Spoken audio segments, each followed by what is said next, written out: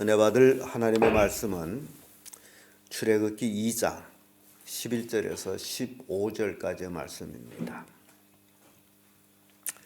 출애굽기 2장 11절에서 15절까지의 말씀 찾으셨으면 교독합니다. 제가 먼저 있습니다. 모세가 장성한 후에 한 번은 자기 형제들에게 나아가서 그 고역함을 보더니 어떤 애굽 사람이 어떤 히브리 사람 곧 자기 형제를 치는 것을 본지라. 사울 살펴 사람의 눈을 보고 그 애굽 사람을 펴주며 어렸을 같습니다. 이튿날 다시 나가니 두 히브리 사람이 서로 싸우는지라. 그 그른자에게 이르되 네가 어찌하여 동포를 치느냐 하매 그가 이르되 누가 너로 우리를 다스리는 자라 하느냐로 삼으니라. 내가 서로 사람이 같이 나눠서 다 같이 바로가 이 일을 듣고 모세를 죽이고자 하여 찾은지라. 모세가 바로의 낯을 피하여 미디안 땅에 머물며 물 곁에 앉았더라. 아멘. 이 말씀으로 모세가 애굽에서의 40년 이런 제목으로 말씀을 나누겠습니다. 모세가 바로의 공주가 모욕하려 나갔다가 갈밭에서 모세를 건져내고, 그리고 모세의 누이 미리암이 또 바로의 공주를 찾아가서 내가 이 아이를 위해서 유모를 데려올까요 해서 허락받고 가서 아이 엄마 모세의 엄마를 데리다가 자기 아들을 키우면서 젖먹이는 값을 받는 참 신기한 일이 일어나죠.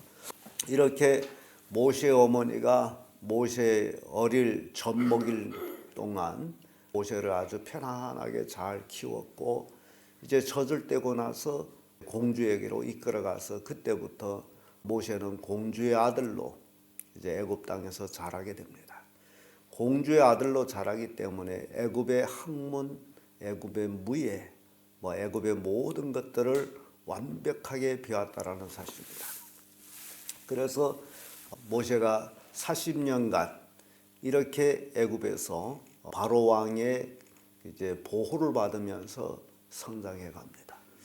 그러나 그는 젖먹을 때에 어머니의 교육을 받고 자랐기 때문에 그는 자신이 히브리인이라는 걸 알고 있었고, 그리고 하나님께서 나에게 이런 은혜를 주셔서 애굽 사람한테서 히브리 사람들이 고역을 당하고 나마를 낳으면 죽여라고 명한 그런 시대에 이렇게 보호하여서 키워 주심은 바로 하나님께서 나를 써서 히브리 사람을 구원하지 아니할까, 그런 생각을 하고 있었습니다.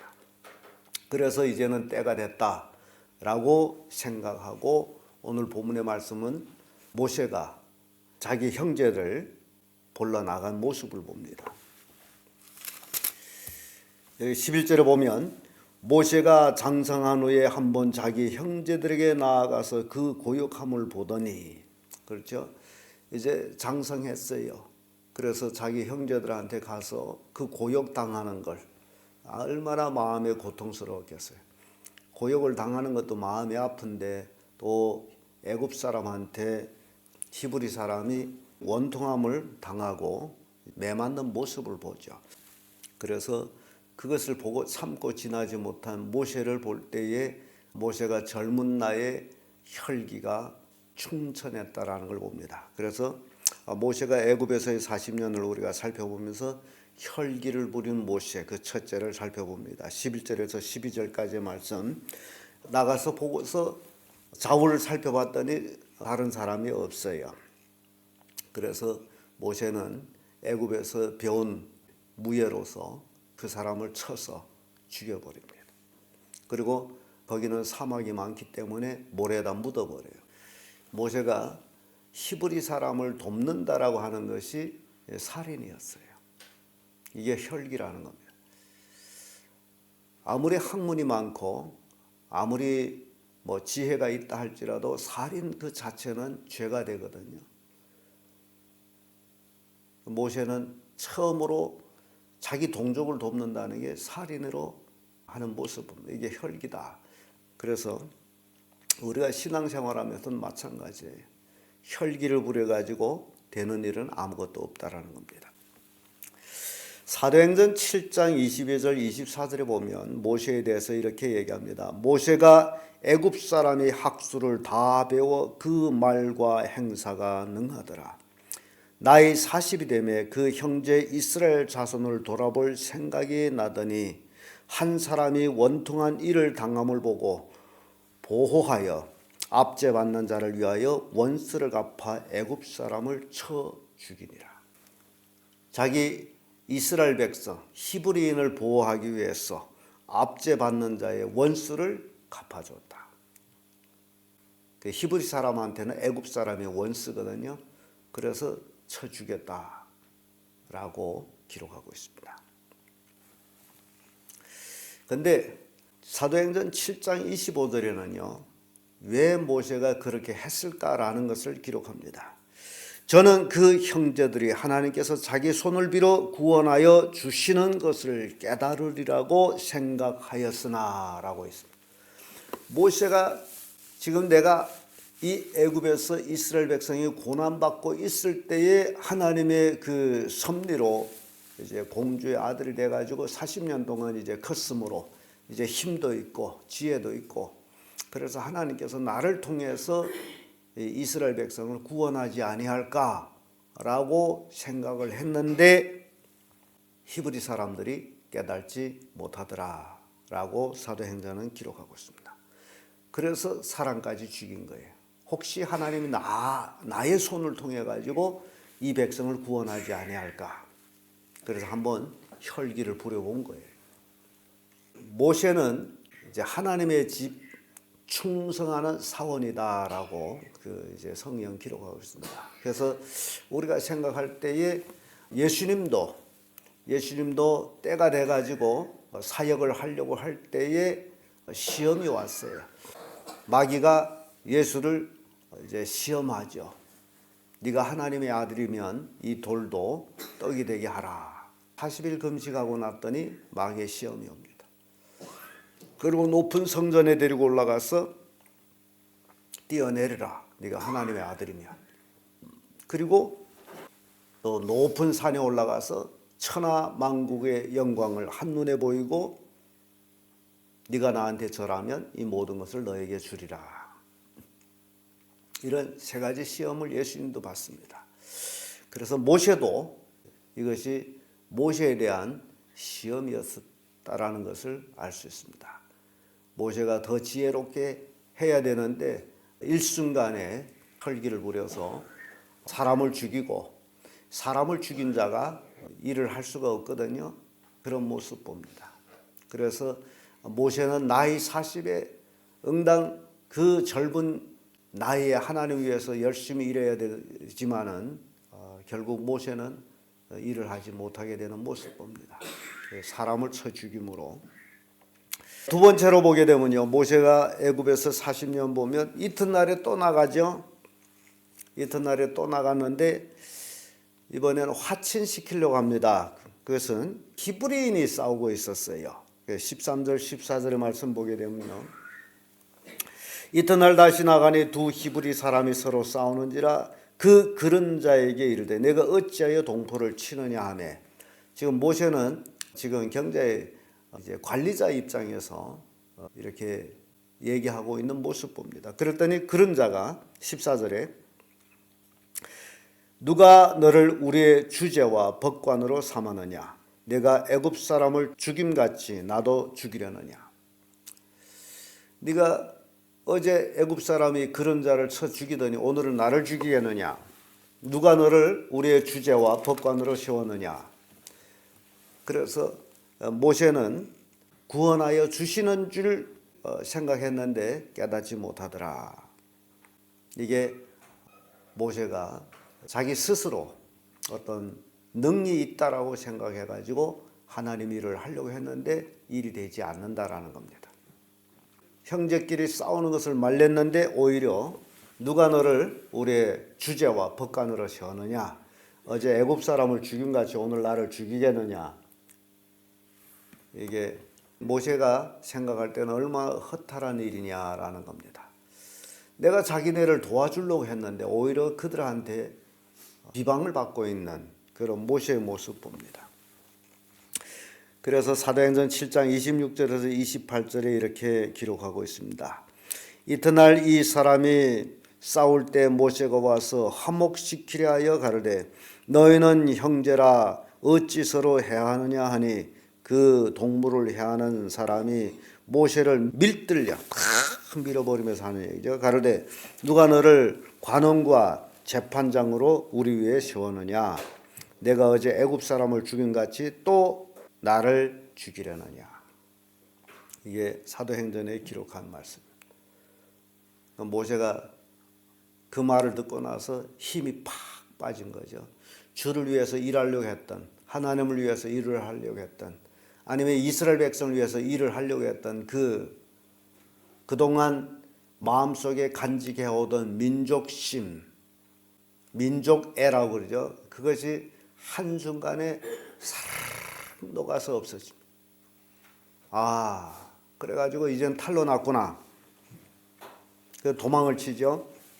히브리서 11장 24절 26절의 말씀 보면 믿음으로 모세는 장성하여 바로의 공주의 아들이라 칭함을 거절하고 도리어 하나님의 백성과 함께 고난을 받기를 잠시 죄악의 낙을 누리는 것보다 더 좋게 여기고 그리스도를 위하여 받는 능력을 애굽 모든 보화보다 더 큰 재물로 여겼으니 이는 상 주심을 바라봄이라. 모세에 대한 평가가 모세가 이런 일을 한 것은 믿음으로 했다.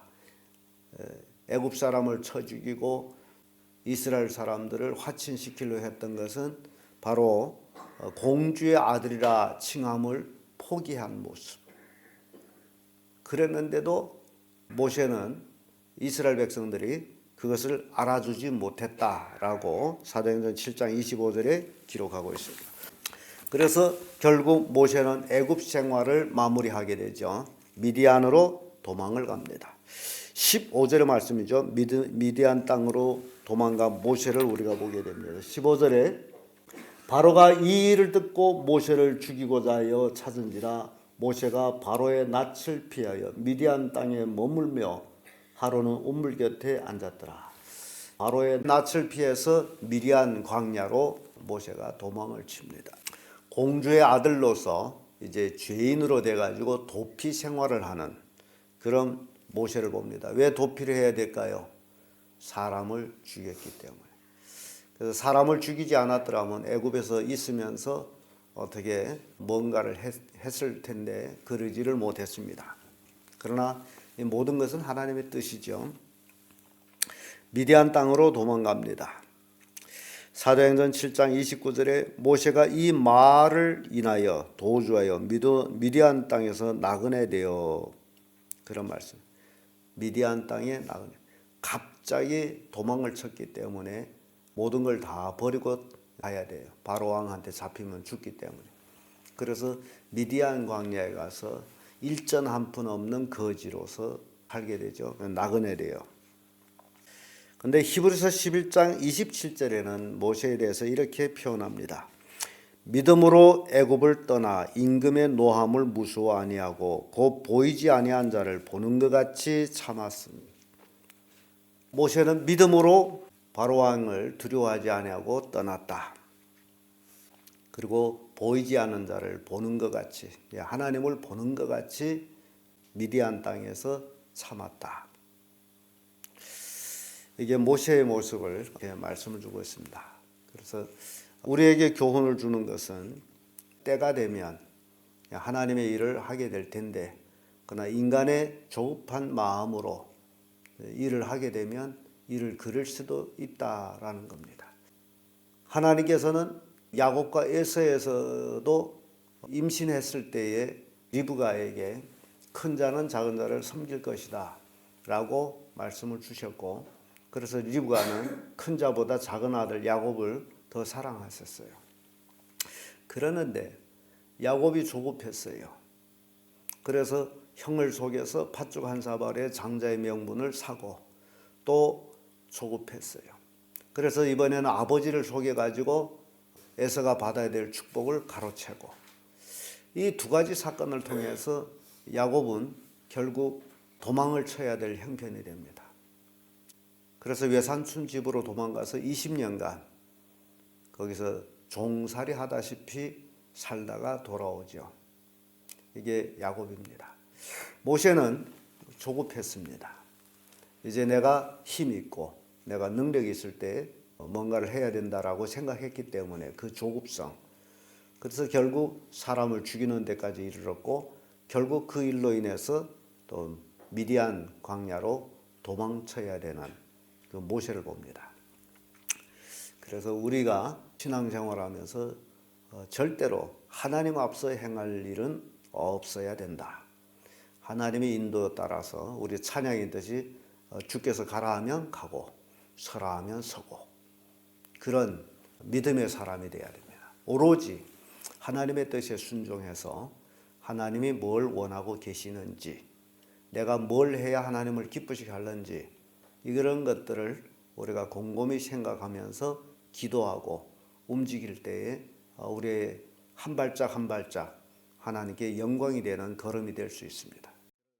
그러나 내 생각이 앞서고 내 이익을 앞세우게 되면 결국 내가 하나님보다 앞서 행해서 야곱이 실수한 것처럼 모세가 실수한 것처럼 우리의 삶도 실수의 삶이 되고 그 실수의 보상이 야곱은 하란으로 도망쳐서 외삼촌 집으로 가서 20년간 고생을 해야 되고 모세는 미디안 광야로 도망쳐서 40년간 고생을 해야 되는 그런 모습을 우리에게 보여줍니다. 그래서 우리가 신앙생활할 때 이런 그 거울들을 살펴보면서 우리 자신의 신앙을 매일매일 잘 점검해서 가장 중요한 것은 하나님을 기쁘시게 하는 삶을 내가 살고 있는가, 아니면 내 육체적인 쾌락을 즐기고 있는가 라는 것들을 우리가 살펴볼 때에 우리의 삶이 온전히 하나님께로 기울여질 수 있다는 사실입니다. 그렇지 아니하면 우리도 꽃같이 먼 길을 애돌게 된다는 사실이에요. 그 먼 길도 고난의 길이라는 사실. 그래서 매일매일 하나님이 기뻐하시는 일을 하시는 성도들 되기를 예수님 이름으로 축복합니다.